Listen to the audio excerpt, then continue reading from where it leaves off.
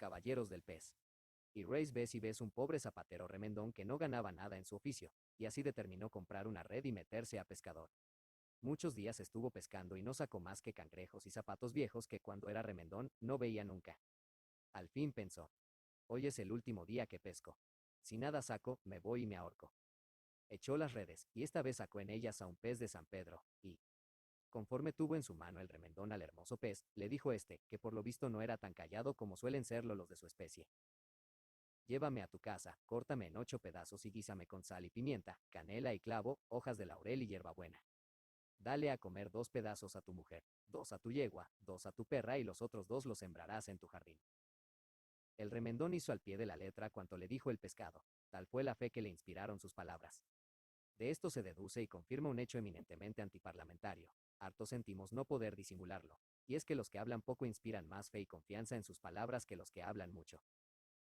A los 9 meses parió su mujer 2 niños, su yegua 2 potros, su perra 2 cachorros, y en el jardín nacieron 2 lanzas que por flor llevaban 2 escudos, en los que se veía un pez de plata en campo azul. Medró todo esto en amor y compañía maravillosamente, de manera que, andando el tiempo, salieron de casa del remendón 2 gallardos jinetes montados sobre 2 soberbios corceles, seguidos de 2 valientes sabuesos, con 2 erguidas lanzas y 2 brillantes escudos. Eran los hermanos tan en extremo parecidos, que dieron en llamarlos el caballero doble, y queriendo cada cual, como era justo, conservar su individualidad, determinaron separarse y campar cada uno por su respeto, por lo que, después de abrazarse estrechamente, dirigiéronse el uno al poniente y el otro al levante. Después de unos días de marcha, llegó el primero a Madrid, y halló a la coronada villa mezclando las amargas aguas de sus lágrimas con las puras y dulces de su querido Manzanares. Todo el mundo lloraba, hasta la mariblanca de la Puerta del Sol. Nuestro bello mancebo preguntó cuál era la causa de aquella desolación, y supo que todos los años un fiero dragón, hijo de una infernal vieja, se llevaba una bella joven, y que aquel año infausto había tocado la suerte a la princesa, buena y bella sin segunda, hija del rey. Preguntó enseguida el caballero que dónde se hallaba la princesa, y le contestaron que a 1/4 de legua de distancia esperaba a la fiera, que aparecía al caer las 12, para llevarse su presa.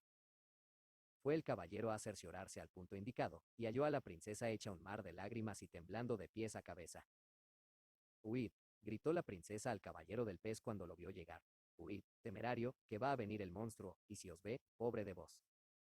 «No me iré», contestó el bizarro caballero, «porque he venido a salvaros». «¿Salvarme? ¿Cómo, si esto no es posible?» «Allá veremos», contestó el valiente campeón. «Hay aquí alemanes».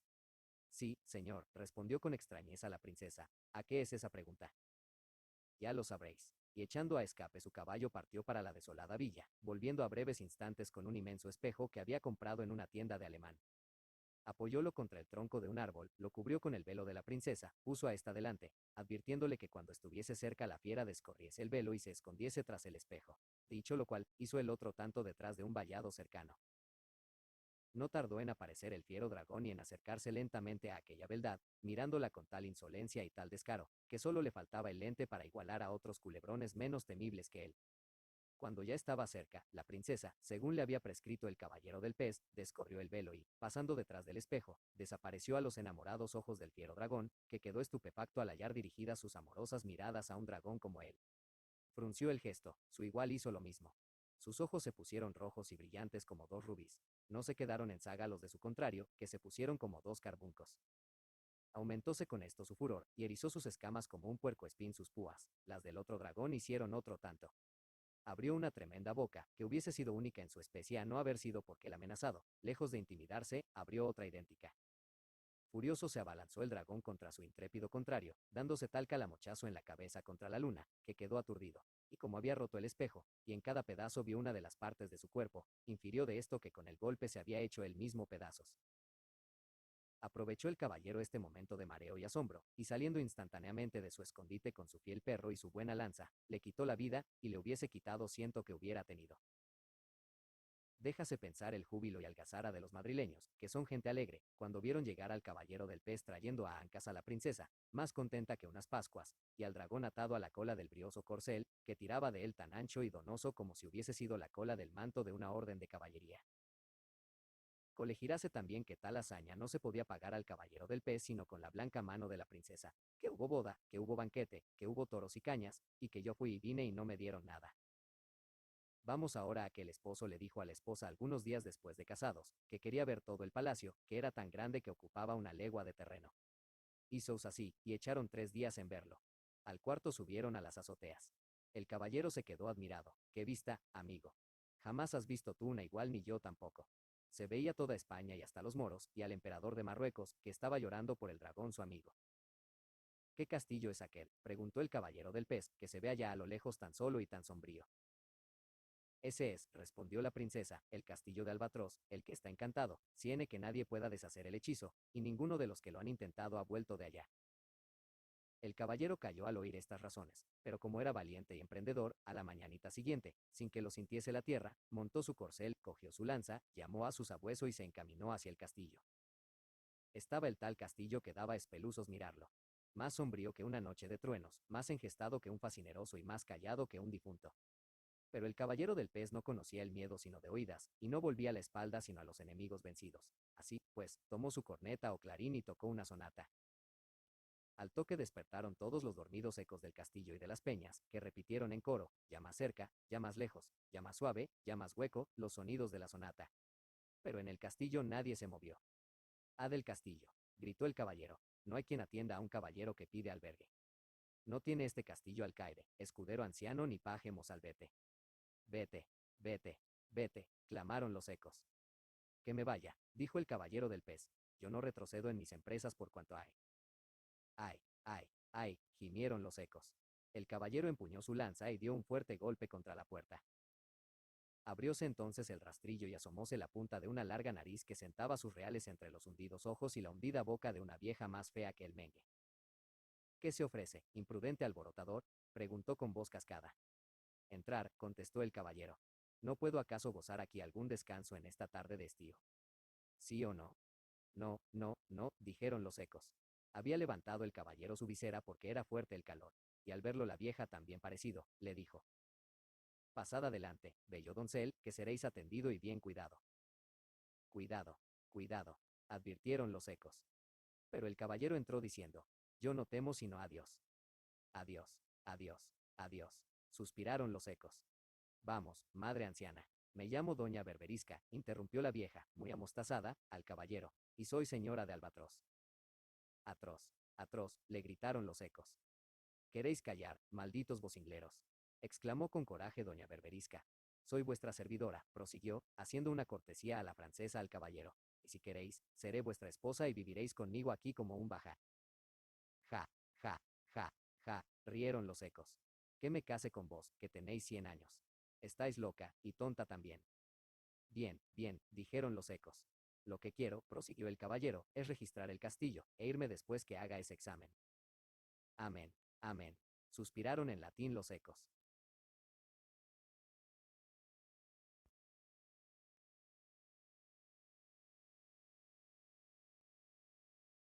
Doña Berberisca, picada hasta el corazón, echó una torva mirada al caballero del pez, e intimándole que la siguiese, le enseñó todo el castillo, en el que vio muchas cosas, pero no las pudo referir, porque la pícara Berberisca lo llevó por un callejón oscuro, en que había una trampa, en la que cayó y desapareció en un abismo, y su voz se fue con los ecos, que eran las voces de otros muchos bizarros y cumplidos caballeros, que la pícara Berberisca había castigado de la misma manera por haber despreciado sus venerables hechizos.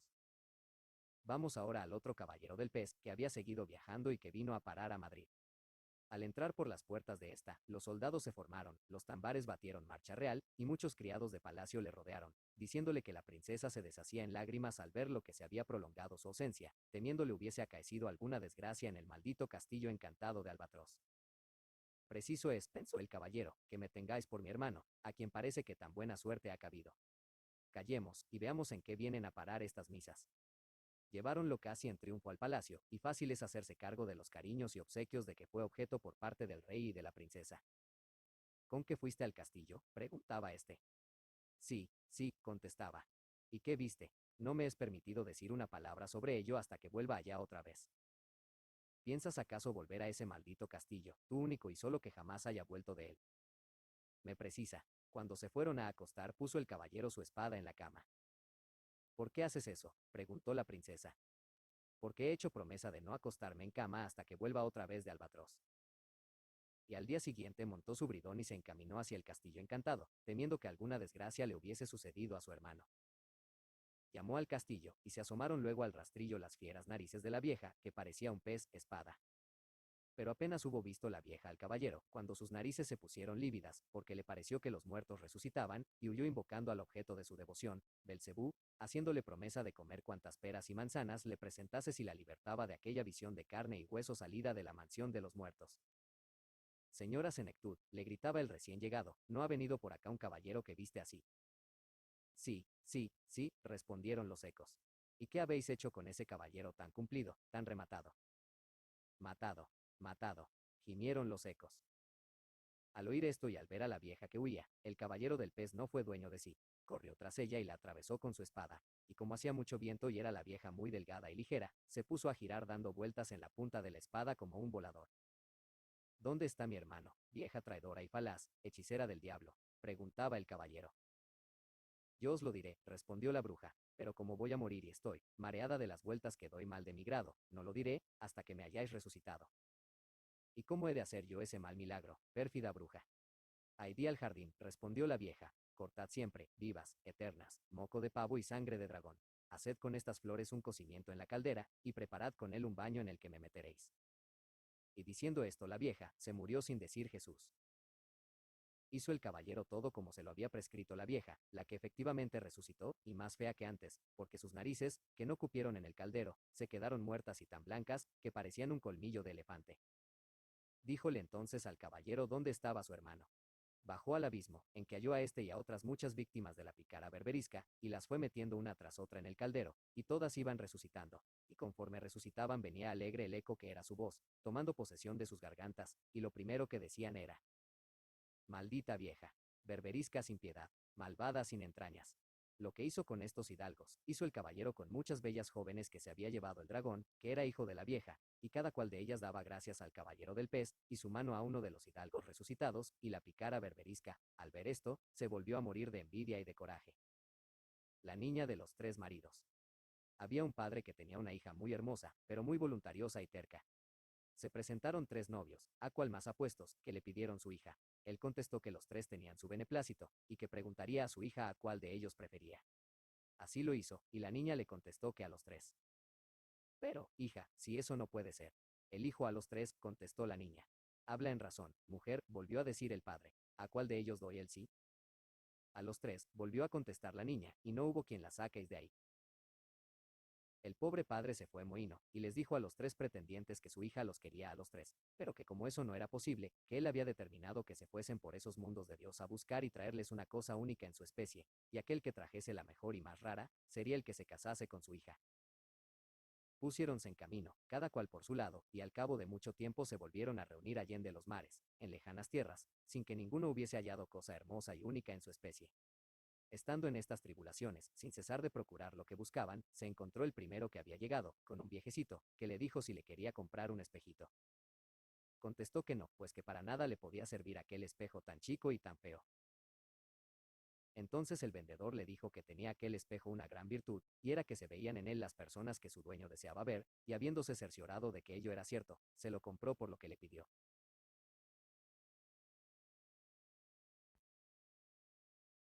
El que había llegado el segundo, al pasar por una calle, se encontró al mismo viejecito, que le preguntó si quería comprarle un botecito con bálsamo. ¿Para qué me ha de servir ese bálsamo?, preguntó al viejecito. Dios sabe, respondió este, pues este bálsamo tiene una gran virtud, que es la de hacer resucitar a los muertos. En aquel momento acertó a pasar por allí un entierro. Se fue a la caja, le echó una gota de bálsamo en la boca al difunto, que se levantó tan bueno y dispuesto, cargó con su ataúd y se fue a su casa. Lo que visto por el segundo pretendiente, compró al viejecito su bálsamo por lo que le pidió.